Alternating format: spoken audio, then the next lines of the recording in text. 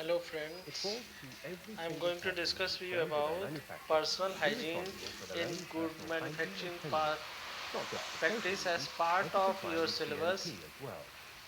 As you know, we are producing medicines, drug products in the industry and we want them free from contamination.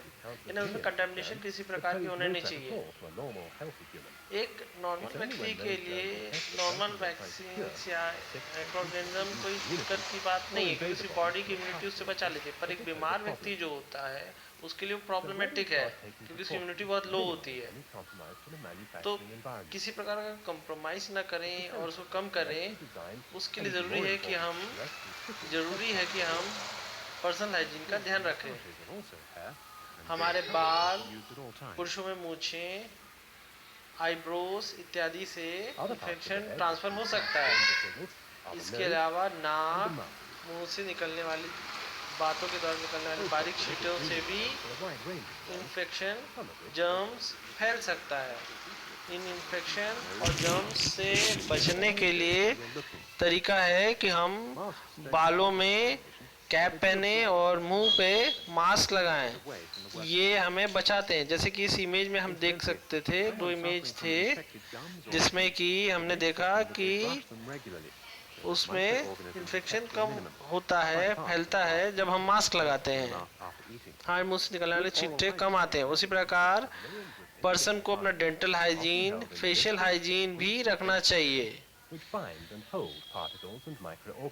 साथ ही साथ कई बार जैसे females के साथ में होता है, वो चेहरे पे जो कॉस्मेटिक्स लगाती हैं, ये बहुत बारीक फैक्टर्स होते हैं, ये भी चेहरे से झड़ के प्रोडक्ट्स में आ सकता है।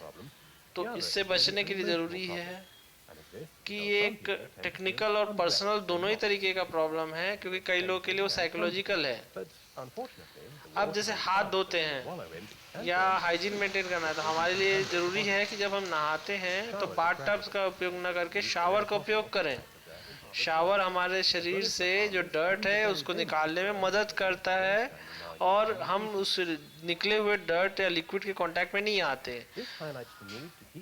जब भी काम के लिए किसी एरिया में जाते हैं तो भी हमारे लिए हाथ साफ करना जरूरी होता है, और इसको चेक करने के लिए कल्चर मीडिया एक टेक्निक है जिसके द्वारा हम कर सकते हैं। स्वैब के द्वारा भी सैंपल कलेक्ट किए जा सकते हैं। एक एम्प्लॉय का खुद का एक पर्सनल रिस्पॉन्सिबिलिटी भी बनता है कि अगर उससे किसी प्रकार का इन्फेक्शन या बीमारी लग रही है तो वो कंपनी को इन्फॉर्म करे, क्योंकि इस कंडीशन में वो भी इन्फेक्शन को ट्रांसफ़र कर सकता है और इसको प्रिवेंट किया जा सकता है। ऐसे एम्प्लॉयज़ को कंपनी छुट्टी पे रख सकती है या फिर ऐसे एरिया में इन्वॉल्व कर सकती है जहाँ पे उनके शरीर से जो है कंटामिनेशन ट्रांसफ़र होने की चांसेस कम हो।